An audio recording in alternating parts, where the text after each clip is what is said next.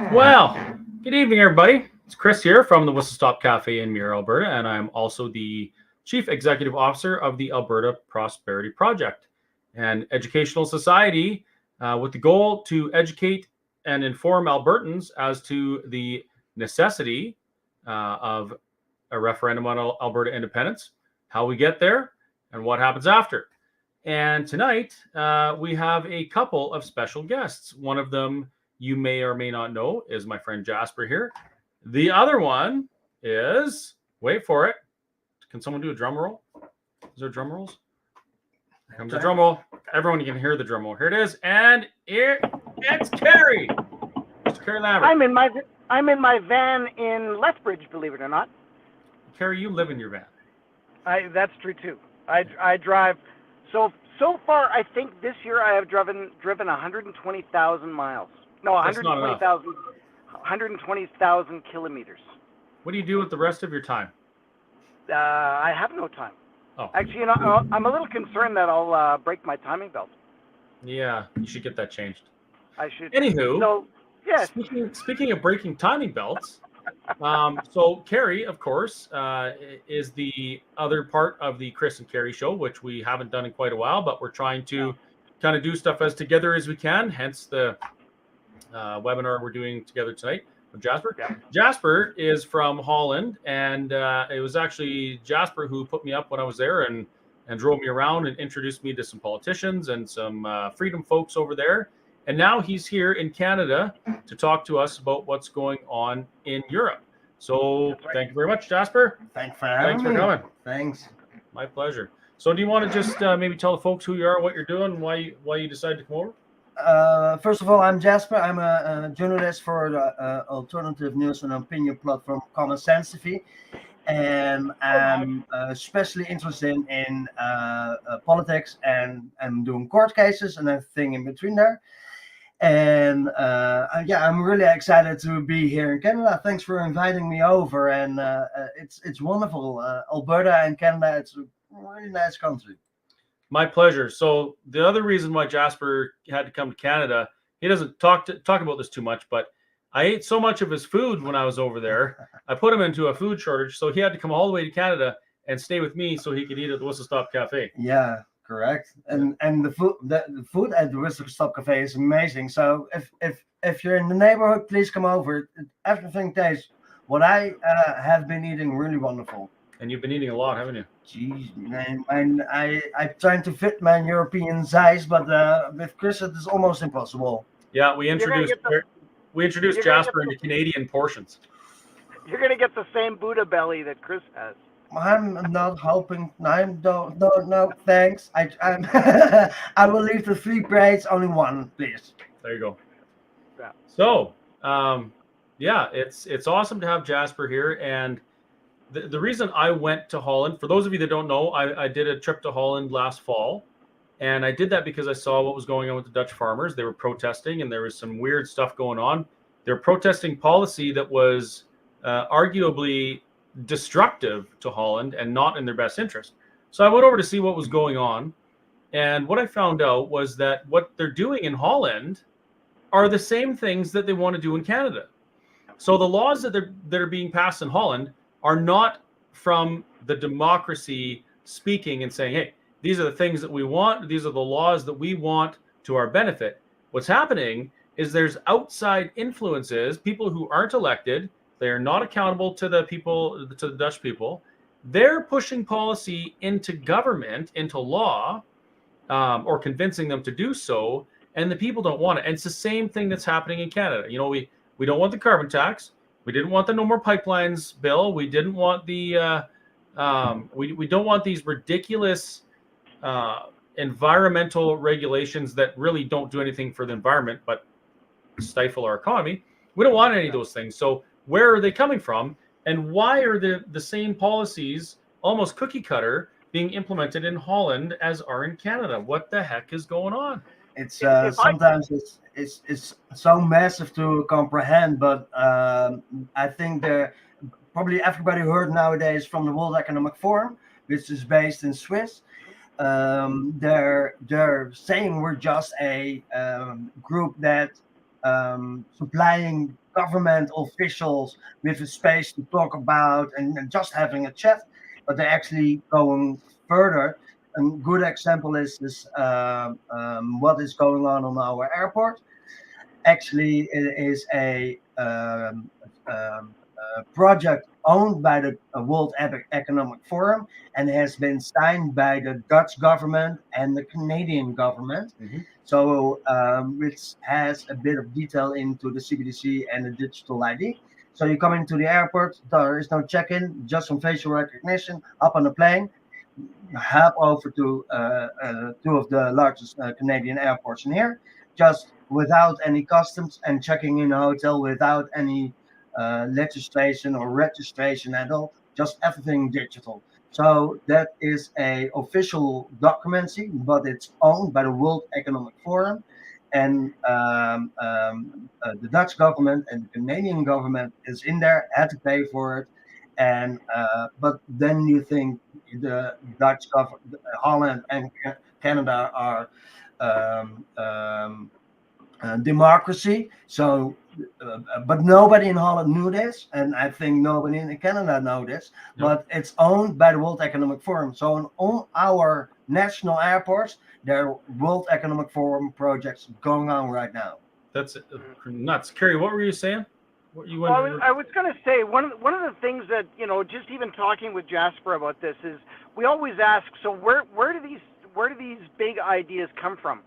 Certainly, my MP has not called me and said, "Hey, Carrie, what's your opinion on should we be doing this and that?"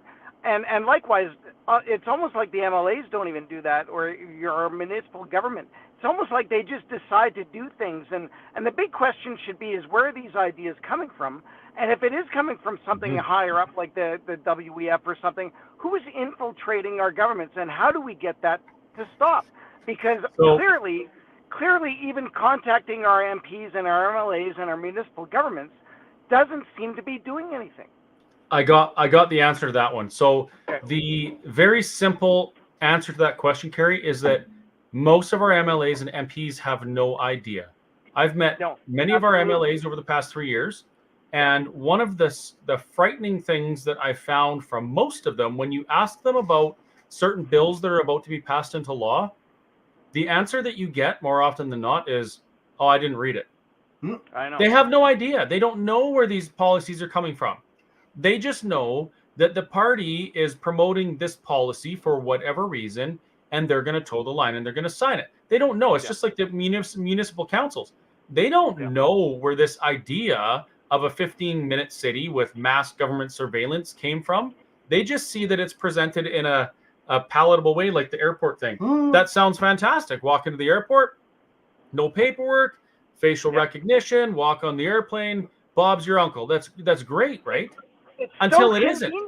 That's right. Until it isn't, right? Because somebody like me who stood up against the government, well, all of a sudden, Chris is being a bad boy. He's protesting. So now the airport isn't going to recognize his face, or even worse, it's going to recognize his face, and he's going to go for the second body cavity search over in room 3, right? Like that. That's how these things work. They're great and convenient, and they're safe, and all these good things until something happens, and they're not. So that's the answer to the question, is that our MLAs oftentimes don't know that these things are coming. And the second part of that, how do we stop it? We do the same thing they're doing in Holland. We get involved. We start showing up. We show up at the political party AGMs. We run for office. We show up at our constituency meetings. We vote. We do all of these things. And in addition, we create a parade. You see this website on the bottom of the screen there? We create a parade that the politicians want to get in front of. We educate each other as to what is going to be prosperous, what's going to be detrimental to society, and then we change what society says they want, so the politicians have to get in front of it. That's what I advocate for with the APP. And Jasper's chomping at the bit here. Most of the time, they want to have this secret because they're. For example, our Prime Minister, Mr. Rutte, he's doing the coalition, he's running the country, and sometimes he's playing stupid. But a lot of times, and then he's saying, I don't know, this is just a conspiracy theory, so it's not true, And if you're watching live streams, watching him at the World Economic Forum, watching him talk at his own party, then then you know he's not stupid at all. He is actually knowing the truth. But people under there, not behind the scenes, but under there, they're maybe kept in the dark. So, but then again, why do we have these people there? Because if they don't in contracts, don't read the papers, don't listen to what they're doing in politics is unnecessary, and they need to go out of there. So, and that I reckon it's the same with Trudeau, because, because of Trudeau has the same thing. Maybe it looks like he's stupid, but he's playing actually stupid. At first, I thought what everybody's thinking, he's trying to do his best and he doesn't know everything. But when I found out and looked up, he actually knows it. So it doesn't matter if it's Trudeau or is or Rutte, or is it Angela Merkel, or from Germany, or from France. It doesn't matter. They all play their part and they know it. They know exactly what they're doing. I'll show you right now. This is Mark Rutte, the Prime Minister of the Netherlands. It gives us a chance, once the virus is under control, to build back better. Interesting. So they're all having the same song sheets that they're playing, and maybe the dots in the point and the commas are different, but they're singing the same song sheet. So, and of course, when you're playing with common sense, you can come up with the same measurements, but roll that out or across the world: Canada, Australia, New Zealand, Europe, America, maybe Africa. They're exactly singing same word, row after row after row. So let me show you something here. I mentioned earlier that a lot of these policies are cookie cutter. They're not things that we designed regionally for our benefit. This is a global initiative by globalists who have no real interest in our countries. Now, check this out. Yeah, you got to see this. It's a very pertinent question to ask, how do we build back better? To build back better or whatever. We have a chance to reset the clock and build back better than before. To build back better than before. Remember the terrible damage of COVID as we try to build back from this global pandemic. Joe Biden calls it build back better. Build back better. Oh, he's old. Building back better.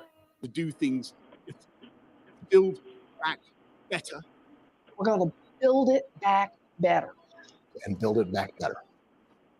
My plan to build back better. I recognize some of these folks. Start taking all the. I recognize them all. I think every one of them. And start to build back in a positive way. I have launched a booklet called Build Back Better, written after coronavirus. It's about building this country back better. Growing conspiracy following it. It is called the Great Reset. An unprecedented opportunity to rethink and reset the ways in which we live. The great opportunity for reset. The theory even calls Mr. Biden's campaign slogan, Build Back Better, a front for the conspiracy. Main slogan, Build Back Better. Building back better our economy. Build back better. All elements of the Great Reset are fundamental to building the future we need. This pandemic has provided an opportunity for a reset. Klaus Schwab. You know, I threw up in my mouth about 6 times. Back better, we would say to really have a great reset. Conspiracy. Isn't that something? Wow. What a compilation. Isn't that something? Now explain to me how our legislators are all using the same language, the same talking points, even though we are not the same region to region, culture to culture. That's right. It's what I'm saying. They're all coming together, and it's not the World Economic Forum on its own. It's there 16 of these type of organizations. So it's the World Economic Forum, it's the United Nations, it's the NATO, it's the World Trade Organization, it's the World Health Organization. You've got way more of those. So yeah, where are they talking about behind the screens? And actually, this was during the COVID period, so they had these gigantic plans, and Building Back Better sounds fantastic. But if you were looking up at it, it was horrible. You know who we didn't hear say Build Back Better? Who? Our premier. She did? No, she didn't. That I know Not of. on? She has. I don't know. Yeah. If she has, I'd like the link. I want to see it. Yeah, so they're this is what they're doing on us, and Building Back Better sounds really fuzzy and warm. But Hillary Clinton, you saw her at the clip, and she was. You can find the clip also somewhere on the internet. We're saying if there's a crisis, we can use it to put up new laws and things. Otherwise, we couldn't, because when people are afraid, then they're running to their government. Please help us! Please help us! Please help us! Please save us! Please save us! And then they've got it already. This is going to do, and this is what it's going to save. It's only costing your freedom and the way how you want to live your life. Actually, it was funny in one of the court cases that I did from in Den Haag, the political district of Amsterdam. I went in court, and I brought my camera in court. So on my YouTube page, it's totally in Dutch, but it's actually one of the lawyers, Meike, showed one of these clips with attached to each other with the same song sheet to the lawyer, from how is it possible that everybody can speak, and please. I've been thinking this and this and this where it came from, and she was asking the judge to rule out some a judge, and across it was the state attorney. So it was a government court case. So luckily in Holland, we've got a couple of groups are fighting back in the court system, because what I think is there is this system going on, and within that we're gonna infiltrate, and it sounds a bit harsh, but infiltrate the system, but we're doing exactly the same what the globalists are doing 20-40 years ago, and they mastered already. We only have to learn how we're to do that, and infiltrate, work our way up, grow bigger, learn from it, and by that, in a democratic way, taking over our parliaments, and by that implementing the rules and laws which are actually to our benefit and prosperity for our own citizens. Mm-hmm. So, but it will take time. It's not done in a week or a month. It will, like the globalists did it 20-30 years ago, and now they're quite successful. So I think we're smarter, we're learning even faster, we're more creative than them. And we have something they don't. What's that? Truth. Exactly. And reality. Exactly. Right? Those are the two things that we have, that we're fighting for and fighting with, is truth and reality. And no matter what happens in the end, the only thing that actually will prevail is truth. But it may take a long time, but that's the way it goes. Actually, it will take longer time than the left globalists are heading their time, but we will be successful. So it's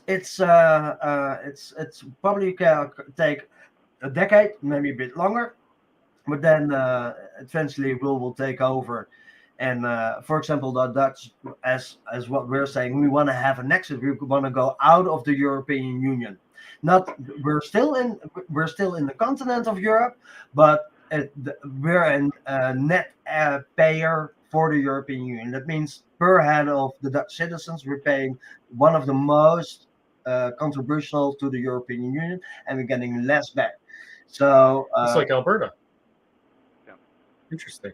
So by an exit, like what the English did with a Brexit. The only thing difference is that we're paying with the euro, the coin. So that's going to be it costs more, but on the end it will be more return for the Dutch citizens. Yeah. Go ahead, Kerry. I was gonna mention. So last night we had Jasper out at the Alberta Prosperity Project meeting in Ponoka. It's the Ponoka chapter. We actually talked about a few of these statements, I guess, in terms of what's the Netherlands doing and what are the comparisons between Alberta. And one thing we didn't mention yesterday, and I think it kind of encompasses a lot of stuff, is the size and the population difference between the two, and the reason why it's important. So we have roughly, let's say, 4.5 million people in Alberta, but we cover over 600,000 kilometers. That is square kilometers. That's a big ass area. Versus in the Netherlands, I think it's 18 million people within 45,000 square kilometers. So roughly 1/12 to 1/14 the size, but yet, you're looking at roughly 4 times the amount of people. And as a matter of fact, as I pointed out to Chris yesterday, we have now 40 million people in Canada. Yeah. Now, again, the area of Canada is ridiculously huge, and for the most part, it all centers around the bottom part of Canada. But when we're talking, are we pulling up a map here? Oh, there you go. But when we're talking about why things are happening in Alberta and why things are happening in the Netherlands, I think it's important to actually notice that, as you explained yesterday, Jasper, you gave the example about IKEA, and I'm going to get you to say that same example right away. But the other thing about Alberta that kind of makes us able to discuss these things through the Alberta Prosperity Project is that we have been alienated from Canada pretty much since Confederacy, right? When Confederation, right from 1905, when we were said, you know what, we're going to give you some land, off you go, and we're going to milk you guys later. And then, of course, we discover oil, and I think it's 1914. And then all of a sudden now we're really striking in the riches. But because we're so far away, we really do feel like we are not part of Canada. And especially when you go through all the elections and even just some of the main topics that the Canadian government talk about, it's almost like it is a completely different country. And now I want Jasper to just kind of mention the IKEA example, because it kind of ties in a lot of this stuff. So yeah, I always think when explaining why everybody looks a lot like Holland, it's like a little simple explanation. IKEA is a world famous company. They're coming from Sweden. But in Holland, of course, IKEA is in Holland as well. But we're really critical, not so much in politics, but when we're buying stuff, we're really critical because we have to spend our money. And what IKEA is doing is when they're having new products, they're testing it out in Holland. So they're putting it only in the Dutch IKEA stores, and when the Dutch ain't buying it, they won't selling it in the rest of the world. But if the Dutch are buying it, then they're gonna implement in the rest of the world, because we're that critical. And by selling it in Holland, that means they're gonna sell it all over the world. So IKEA is for IKEA, Holland is a testing ground to put in placements, and that's the same thing, I guess, with politics. They're testing a lot of things in Holland, and when the Dutch are buying it or can't resist it or whatever, they will implement in the rest of the world. That's right, and especially so how this ties in is we're in Alberta, we're testing this whole Alberta Prosperity Project idea, right? And we know that there are quadrants, if you want to call it, of certain provinces. I know, let's say the upper half of BC are interested in having maybe a BC prosperity project. Saskatchewan seems to be interested. Parts of Manitoba are as well. But here's the kicker too. In the Netherlands, you've got a lot of stuff going on. There is no Netherlands prosperity project. No, there's nothing like the. There's nothing like it, the APP. But they were excited to hear about it. Correct, but That's for sure. We've got several groups are doing pieces of what you're doing here, but not as in the whole Alberta prospect. There are a protest group are doing, for example, Virus Truth is doing a lot of court cases now. They're starting as a really demonstration group, and they're teaching some little things, but more, just like a percentage of what you're doing. But most of the time they're doing court cases now. So and there are several other examples of that. But what the APP is doing is not what we're having in Holland. No, because the idea behind APP, like Chris said at the beginning, is to educate, right? That, to me, that is the biggest thing going on here, is that we need to educate. And obviously, the viewers that are watching now are educated enough that they log in on Wednesdays. They actually look forward to webinars. I've actually been told that many times. So I'm going to go off on a little bit of a tangent here, and as you can tell, I'm in my van. Where's Carrie? Well, I'm almost wearing a Where's Waldo type of shirt here. And to answer my question, someone asked me, how many of these shirts do I own? I actually own 3 of these. Okay. And which is hilarious because they're all I think they're all made in China. Actually, I'm not even sure where they're made from. But you know what? They all have different blues to them. Perry, is that the Albertan flag? This is the Alberta flag, and for whatever reason, when they were all created, obviously through a different printing process, but they all have different blues. This one's kind of the one I like the most because it's kind of like, it matches my eyes. It's kind of a middle blue. The other one is more like a really lighter sky blue, and then the other one's almost an indigo. And actually, it looks pretty cool, but to me, this symbolizes the Alberta shirt.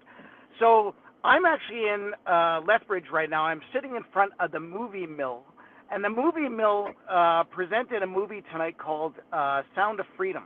And if you haven't heard anything at all about it, I encourage you to just maybe even Google or DuckDuckGo or whatever you need to do in order to find out about Sound of Freedom.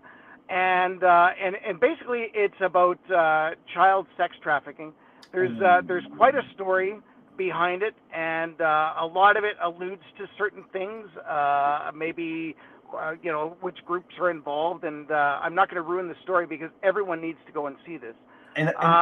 But when I was in there today in the theater, again, it's funny, and I still don't get used to the idea. But that's quite the flag. I still don't get used to the idea, but people come up to me, and especially when I'm wearing this shirt, because I guess maybe I'm the only one in Alberta that wears this shirt. I immediately get people walking up and shaking my hand and saying, nice, we watch you guys on APP, the webinars. Are you guys doing a webinar tonight? And I said, well, as a matter of fact, yes, we are. We're doing one at which I thought was at 8:30. And of course, through some technical issues, we ended up doing it 9:15. But I just wanted to say that these APP webinars, even though right now I can see we have 165 people watching, and yet at some point in the past we had over 1,000, maybe even a few thousand. But the important thing is to share this video out there and make sure that people recognize that APP is doing an educational job, and we want to get the word out on various topics. And it just so happens that Jasper happens to be in town, a little out of the way from the Netherlands. He was in the neighborhood. He was in the neighborhood. He flew in, and boy, his arms are tired. And just being able to have somebody with like Jasper and his credentials and his worldly views, and especially if you can talk to someone that's from across the pond and see what's going on, that's worth Jasper's weight in gold. Absolutely, Perfect. it is.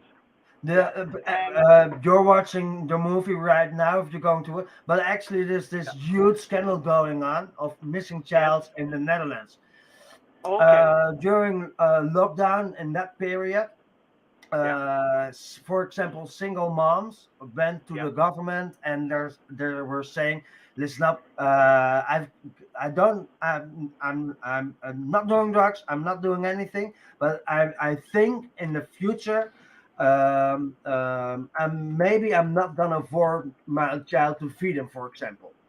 And that was the only trigger that Child Protective Services came in and took their children away from the parents. So that's a scam on its own.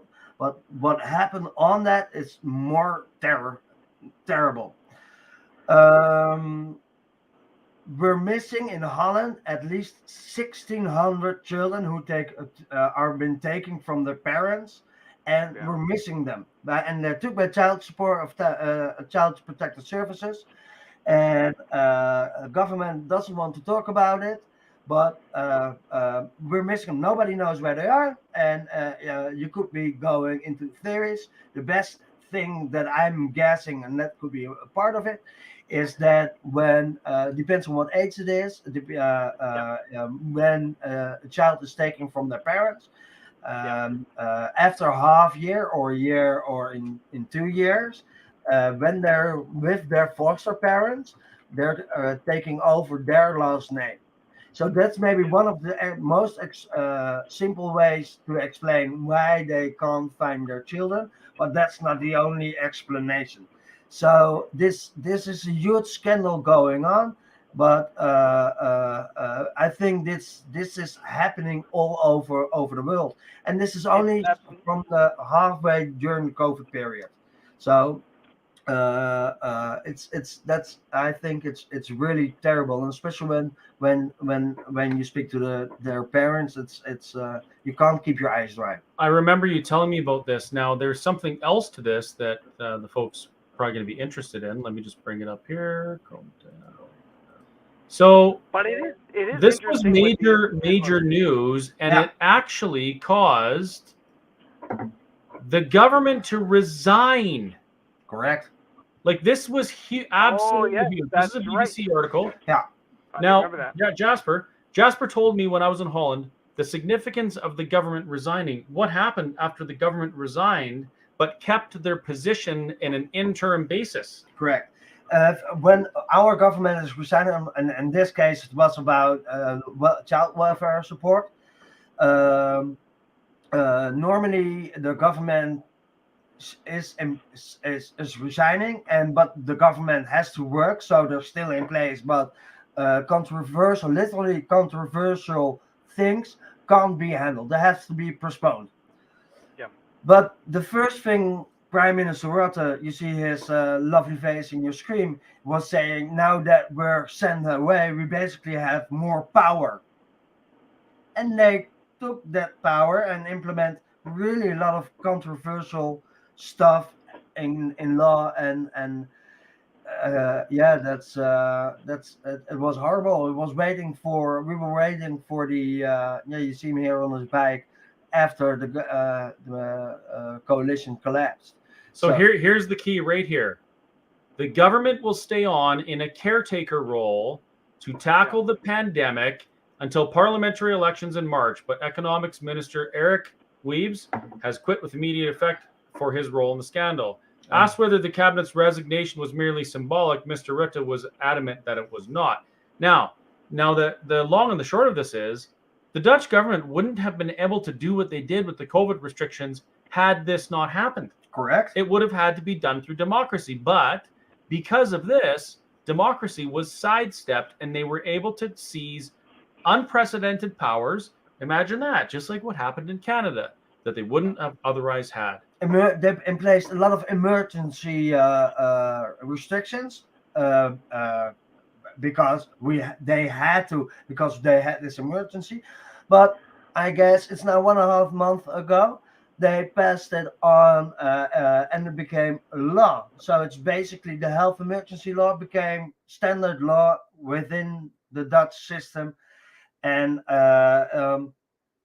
we talked about it, but for example, climate change could be a health emergency because it is now happening in Germany. Instead of COVID death on the mainstream media TV, they're having climate death in there. So they're actually rallying a bit up like this climate disaster. People are dying from heat strokes or cold. And with that, for example, if that is in Holland and the Minister of Health decides on his own that climate is a health emergency, and within that same law emplacement, it used to be emergency laws, and now they're actually laws, can put up us in a lockdown or even a curfew or even worse. It's totally up to them, to him, and he doesn't have to ask for the democratic vote within the parliament. You know what would make that easier for them to do? Digital currency and ID. Yeah, that's another thing. The CBDCs, it's actually people are saying, and government people in government and behind the scenes, as the World Economic Forum, as the European Union says, yeah, it's the same currency and it's only digital, which is actually not. Within, if you go back to 2008, 2009, the financial crisis where the whole world was at, in Holland, at least, that what I know, because that's where my focus is they never took care of that problem. So the debt, the country debt, is even worse than it was at that financial crisis. And with the spanning of COVID restrictions, buying in mRNA shots, and the whole deal, mask, and the whole thing that they spend on, and nowadays with the war going on in Ukraine and Russia, it's the money. We used to talk about millions, now they're talking about billions, and it's almost going on to trillions. For example, the European Union had and Sweden had a meeting, and they were for the CBDCs, and the cost of emplacement of the CBDCs until 2030, and that's only to build that system, cost 128 billion euros. That's a fifth of a trillion. That's a lot of zeros. So that's how much money they're spending, and that's why they're saying, and basically we're bankrupt. You see the death in America, that they're raising the bar all over, and I guess it's the same thing in Canada. And that's why the banks and the government want to have a different system so they can forget about the death that they created and make it digital. But by making everything digital, and instead of banks are correcting it, and national reserves, which has nothing to do with government, Europe, America, Canada, they want to take over our wallet. CBDC is a digital wallet, but it has nothing to do with the euro. It's a totally different system than we're having now with cash in our hand or the money on our bank. Yeah. So and actually that's another thing that's been rallied up. It's the digital ID, and with the digital ID comes all the fines that you have, your tax input, your wallet, your CBDCs, and basically everything in it. So the government controls every aspect in your life. At least they're trying to do that, and they want to in place that. And in Europe, it's the DEAD is what they call digital ID. In America, they call it something different, and I guess in Canada they call it different, but it's actually the same system. And computer-wise, technical-wise, they're gonna attach each other, because the same thing with what's happening on our airports. It's with World Economic Forum, Schiphol Airport, and Trudeau's airport. Actually, Montreal Airport is the name of Montreal Airport is Trudeau Airport. But the FBI has a saying in that. So the information, the personal details, when the FBI needed it, which is America, a totally different country, and has nothing to do with Holland, and has nothing to do with Canada, but they're interfering with that same project. Yeah. I was going to say that in Canada, we were just talking about billions and trillions. We're now 1.6 trillion in debt, of which I believe 2/3 of that is now just happened in the last few years because of our great Prime Minister. And 1.6 trillion, Gary? Yeah, I think that's what it is. Yeah, it works out to like $40,000 per person. Yeah, that's what we owe back to the government. We're forgetting that it's not the government that's paying; it's the our working money class who is earning it and paying it in taxes. So that's right. If we're going back to Holland, there are 17, 18 million people living in Holland. There are 4 million people working for the government, and there are only 6 million people working in the Netherlands and paying for all. That is absolutely ridiculous. I don't even know what the actual number of federal employees there are in Canada. 1.5 million. 1.5 million. There's roughly 1 million all year round, and then another 500,000 tax time. This is the number right here. This is the number that every man, woman, and child, whether they work or not, in Canada owes to service the debt. As of today, the number goes up tomorrow. That's the number. That's right. Which is another reason why. I was going to say, but isn't it so nice that the federal government is giving us back some grocery money? I haven't seen anybody post that yet. So as of, I believe, it's either today or tomorrow, if you're a family, you get back $400. If you're a single, you get $260 or something. But if you're a senior, you get less than that. You get like $220. You know what I'd rather? You know what I'd rather they do than give me a pittance for my groceries, Carrie? What's that? Get the hell out of my life and let me prosper on my own.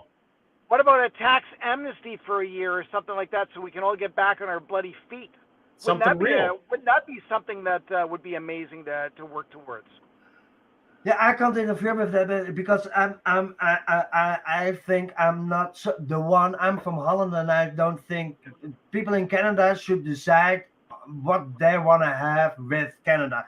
I only can explain how I think, and with the experience and the knowledge that I bring from Holland, and how that's working out for each country that they have to find for their own.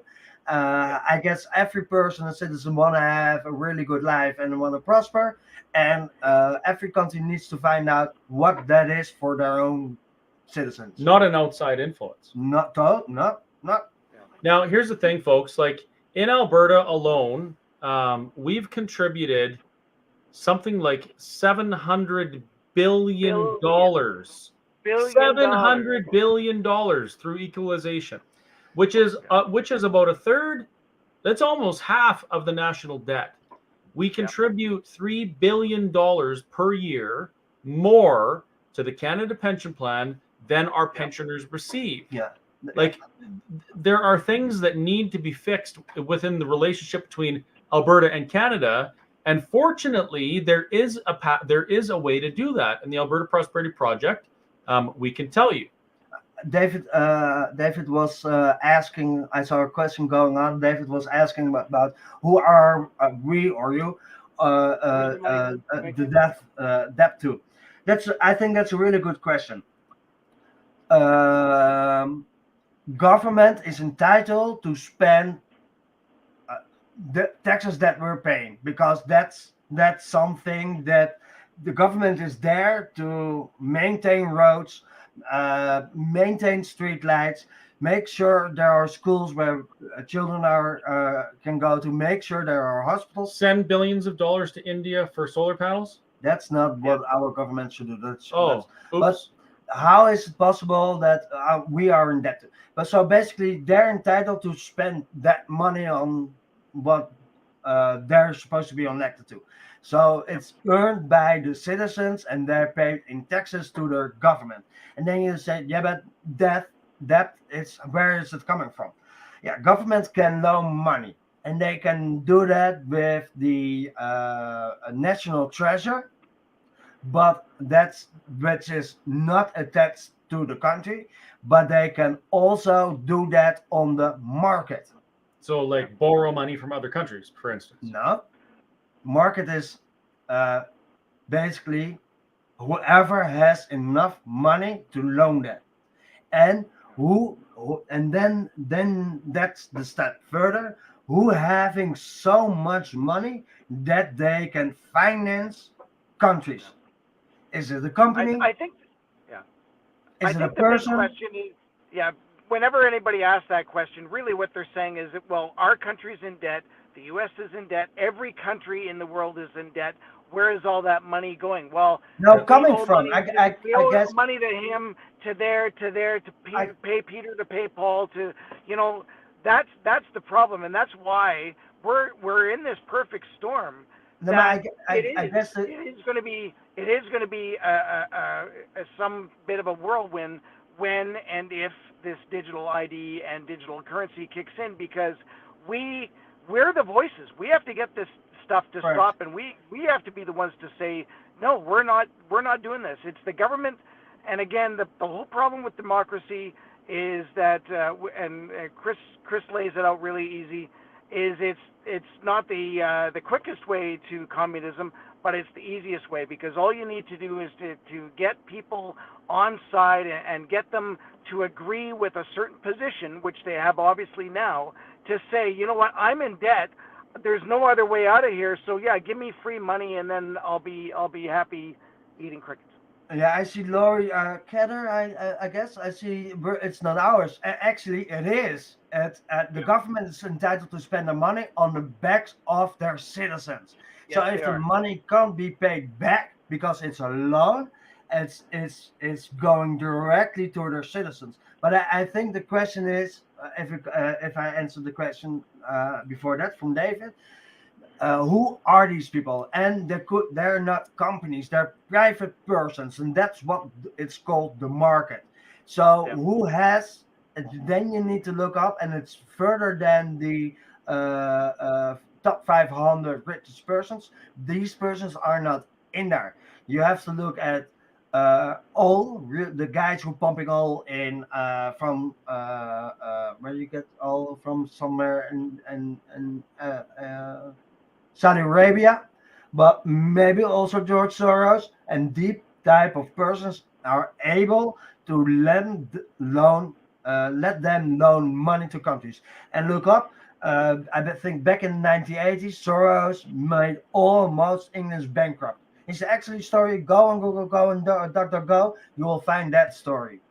So these are the guys who've been loaning that money, and these are actually the beneficials, like, for example, Bill Gates. Bill Gates has owned, of course, Microsoft, but has also owned one of the vaccine companies. He's owning land. He's owning almost everything. In Holland too, I heard. Correct. He's buying up farmland. So that's what it's called, to market, where governments are loaning money, and they're in debt to, over the heads of the citizens of Alberta. Look at the date on this. So Derek Fildebrand, he runs the Western Standard. He's the editor-in-chief. Okay. This is 2010. 564 billion in 2010 using the Bank of Canada's measurements. Now I'm going to go out on a limb and assume that the breakdown of who we owe to is going to be roughly similar to what it was back then. But look at the number difference. It was a third of what it is now. They're spending crazy because they wanna, by spending billions and trillions of Canadian dollars or euros or American dollars, is devaluating our way of life, and by that it's gonna involve in an emergency, and that's how they're gonna implement the CBDC, the digital central digital currency. So because if we're going bankrupt, of how you're gonna call it, it's the emergency. Then the government will take over. It's necessary that they want to implement the CBDCs. Look what I found. Is that that's the your national Netherlands debt? In a country of 18 million people, your national debt is $580 billion. And then our prime minister says, you all need to shut up. Literally words, we're the richest country in the world. Wow. Yeah.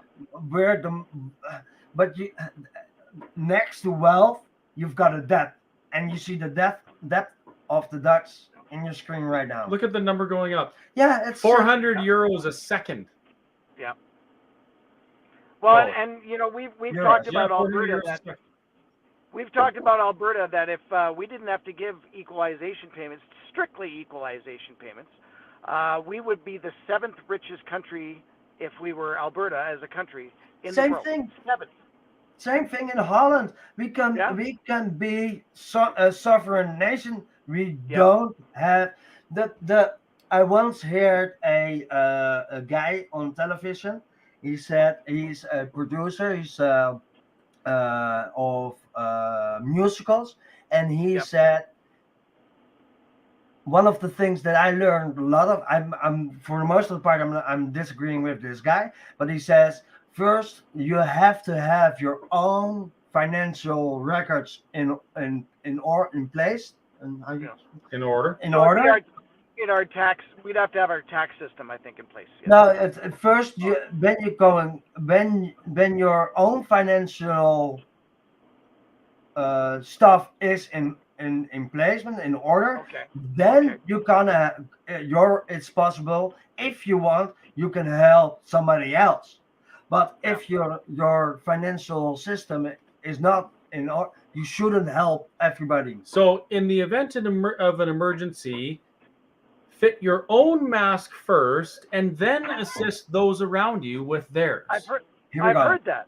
Yeah. And what happens if you don't? What happens if you aren't taking care of yourself and your country to the point where you can manage your finances and have the resources to help others? You both fail. That's right. Yeah. So there are so many things where everybody heard about our farmers. We've got the war now going on with Ukraine and Russia, but several things are happening in France as well. What's the question?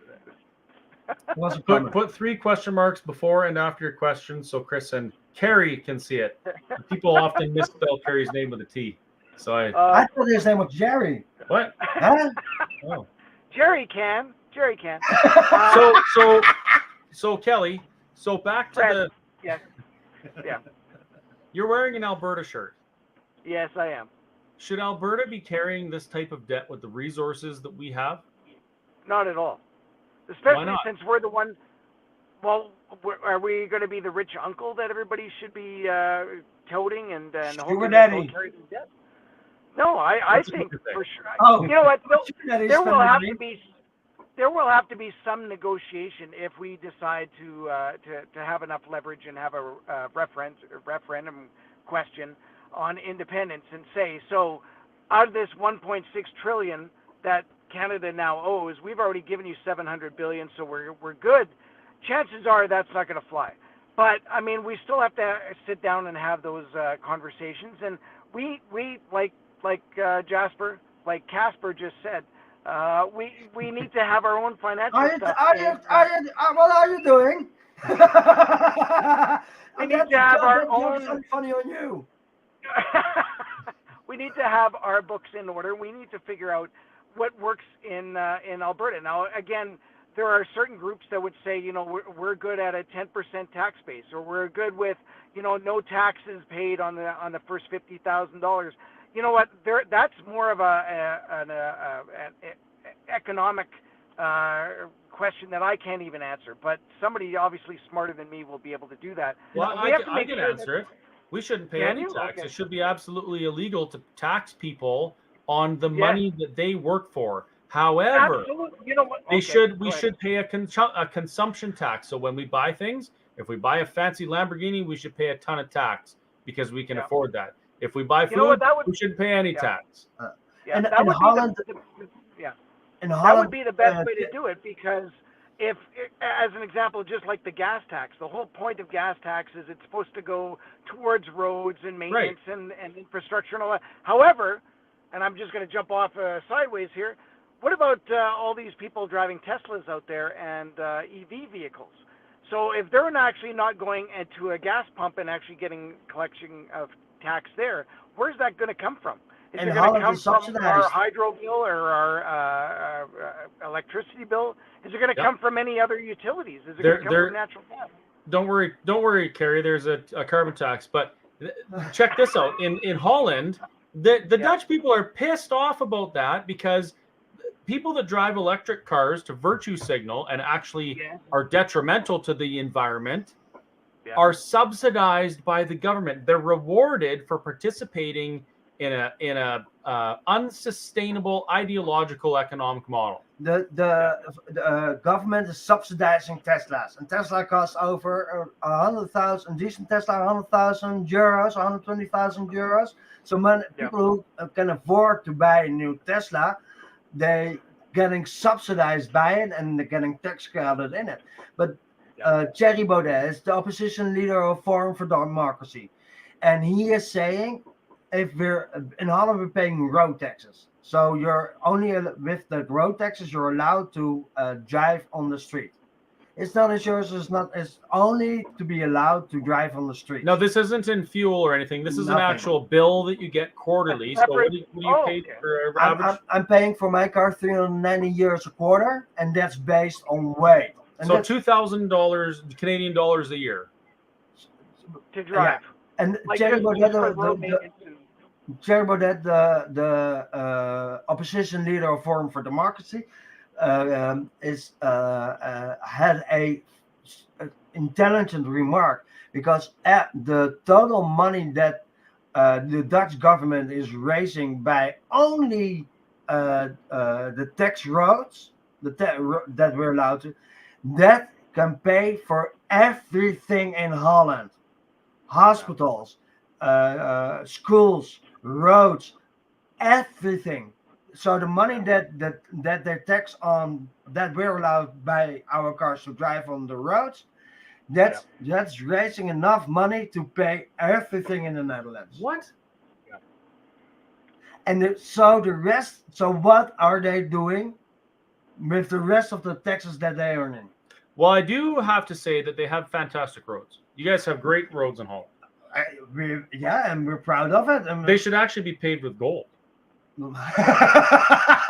I don't know. We've got roads. Look up a road map, but it's massive. Our road system is really well. It's as well as our public traffic system. It's really well built. But it's because we're a trading country. We're so small. We have got bridges, highways, under tunnels, the whole deal, and we don't have bumps in the roads. We don't have potholes. We don't have anything. And if we are having it, it's fixed in a day, for example. But it was the explanation of Thierry Baudet by raising the amount of money only by taxes. It's stunning. It blows your mind. So what are they doing with the rest of the money? What exactly are they doing? I'd like to know that in Canada too.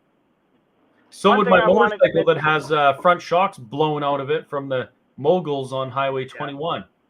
So that's true. Supposed Highway 21. One thing I wanted to say is I just drove out to a Soyuz in BC and stopped at a couple of rest stops, as I usually do, and take in the sights. And it just happened to be that if you stopped with your Tesla, they actually had free pumps set up there. I'm not even sure what else you call them. So you're able to fill up for free with electricity as long as you're in BC and you stop in at a rest stop. Now, however, having said that, to fill up a Tesla takes like a few hours. No, it depends on in Holland we have a lot of quick chargers. I'm sure they have the 70 amps. Yeah. It's ridiculous, of course. I see a question of Laura. Lorna. The electric vehicles to drive and have to, of course, in Holland is subsidized, and in Holland they're not paying taxes. Why not? Because a Tesla vehicle is at least twice the weight as a standard vehicle because of the batteries in there. Yes, that's so right. if the government is not subsidizing and they're actually not, don't paying road taxes because that's one of the ways how they subsidize it, then people won't buy those cars. Because they're not sustainable. No, they're not sustainable, but as well as actually hell expensive. So how much weighs a standard Tesla?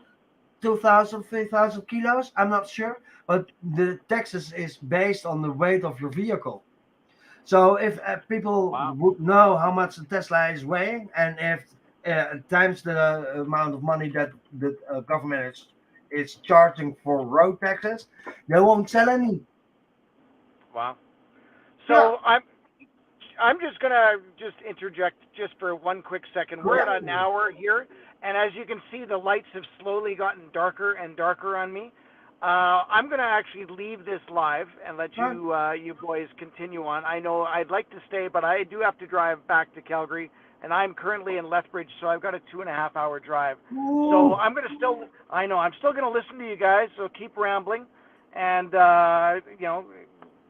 again, the nice thing about the Alberta Prosperity Project is we can actually have these conversations. Nobody gets upset, except for me. Nobody gets upset. We actually have good conversations, and we get to maybe look at one or two different sides of the stories. And I think that's an important thing. And one of the conversations I just had coming out of the movie was that we don't seem to have these conversations anymore with family and friends. And again, I'm a big believer in education and getting the word out on this. So share this video, despite the fact that I'm disappearing right away. That's totally fine.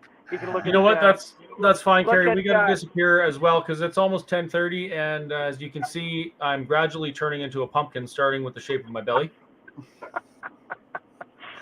Thank you, Carrie. It was really nice to talk to you again. Yes, it was really nice to see your shirt again, Carrie. And Jasper is actually staying in Alberta a little bit longer. Do you want to maybe just talk about that for like 36 seconds? Yes, absolutely. So one of our good friends from a beautiful little town called Hannah, Alberta, which is also the name of my daughter, she actually asked us yesterday, hey, what do we got to do to keep Jasper here so he can go to the Stampede? So she bought Jasper a new return ticket to Holland. So Jasper will be joining us here in Alberta for another, how many days was it? 10. Another 10 days. So we looked at the calendar and we looked at the prices of tickets, and we had a choice between next Wednesday or the following Monday. We picked the following Monday, which means that Jasper will be here for the Calgary Stampede. He'll get to experience that.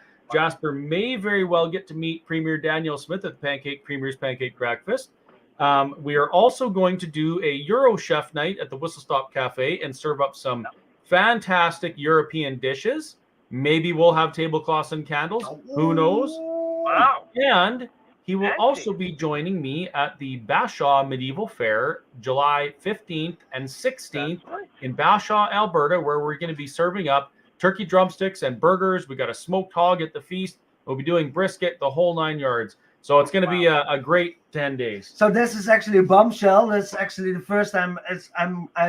First of all, thank you so much for doing this. I feel really blessed that Thanks, people. Deb. Thanks, Deb. Huh? He said, "Thanks, Deb." Thanks, Deb. Love you. So I really feel blessed, and I feel thanks for the support, and it gives me there are loads of people coming. I met loads of people, give loads of hugs. I've really felt the love, and I'm almost out of words that I actually can't explain it. But I feel really blessed. I'm really happy about extending my stay in Alberta. So thank you people for that. Yes, thanks, folks. We really appreciate it. And yeah, even me, I'm happy to have Jasper here. So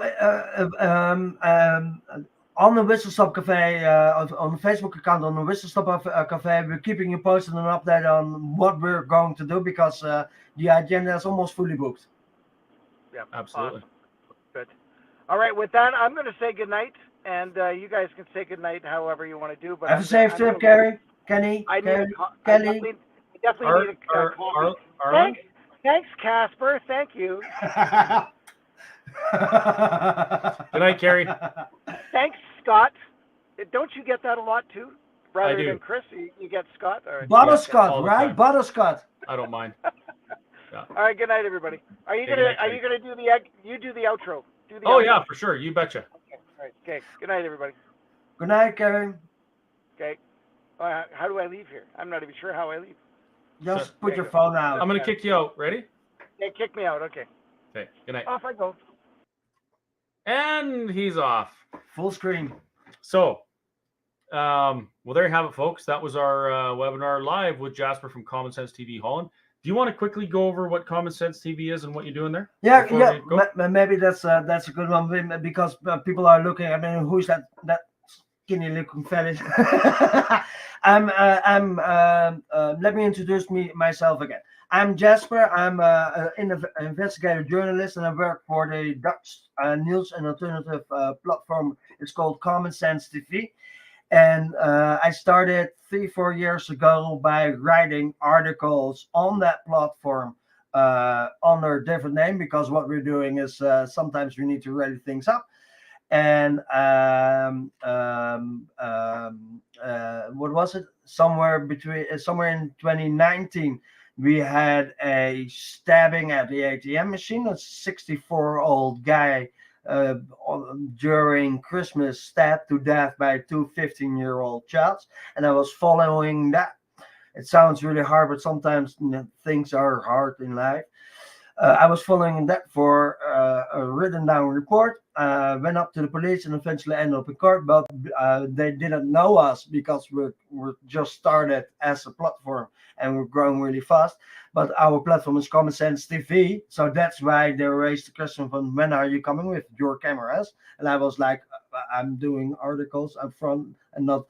So that made me decided to go in front of the camera and doing a lot of stuff in politics and a lot of stuff in court cases, because I'm interested in that and excited in that, and that's the thing that makes stuff easy.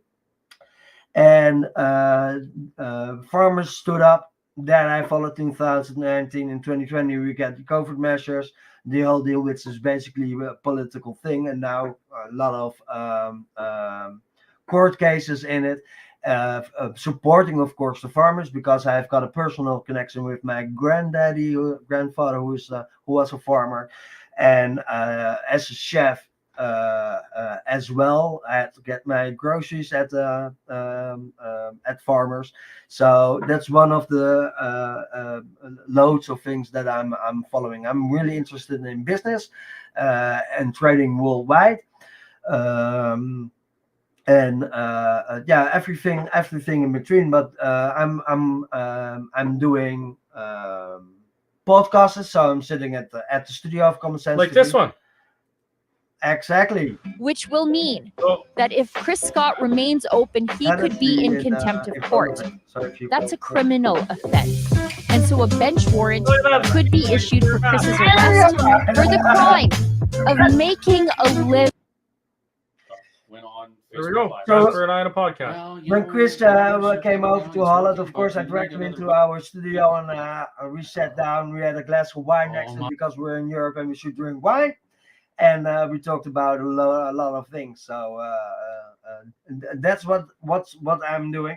And of course, I'm going on to the streets, watching demonstrations, farmer protests, Corona protests, and everything in between, asking questions, going up in politics. Sometimes I'm cutting things like little clips to make a joke out of the globalists, and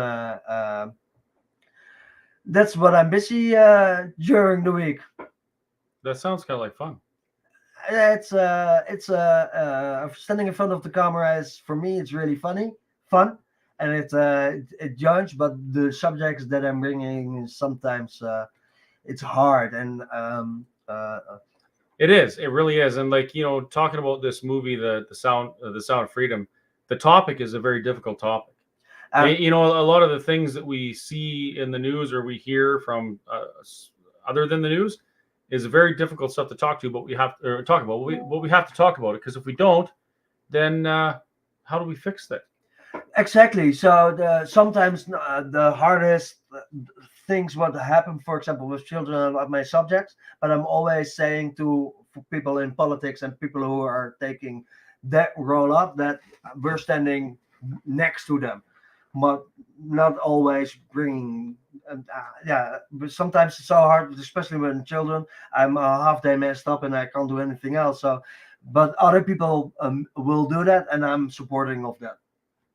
Speaking of supporting, we actually did a live auction yesterday, and we raised a little bit of money for Jasper's trip.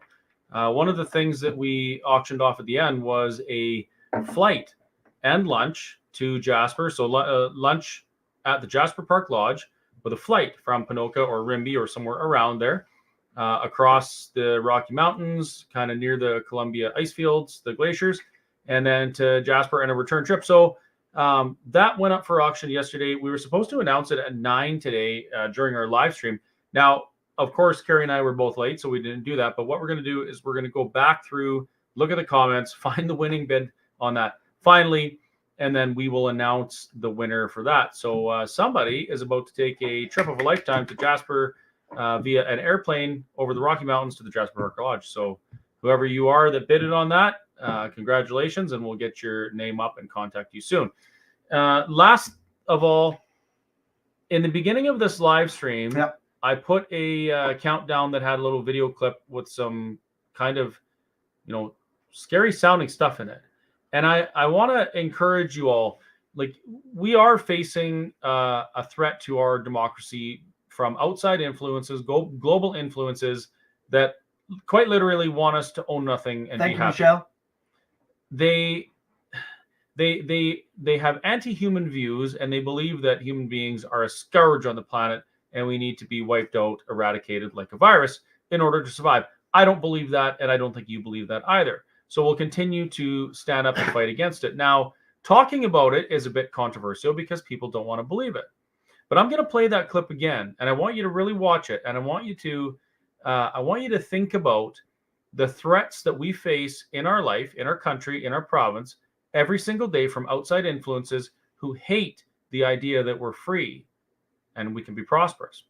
So with that, and the encouraging part is that we don't have to do it. We can stand up, say enough is enough, and tell Ottawa that if that's where they're going, we don't need to go with them. You can find all the information you need on that at albertaprosperityproject.com. There is hope. And if Alberta sticks together and we work to educate each other and stand up for each other, we're going to be just fine. So thanks, Jasper. You're welcome. Thank you, people, for watching. I was really excited to go on this live stream, and everybody who was watching or intending to watch and play it back, thank you for having me over. And as well as all the donations and the love and support that Irish had been given. So thank you for that. I'm sending my love back, and thank you, Chris, for this live stream. My pleasure. Night, folks. Where's that button? How do I do this again? That's over here somewhere. So I'm sure this button. Where's the buttons? Yeah. Okay. Night all.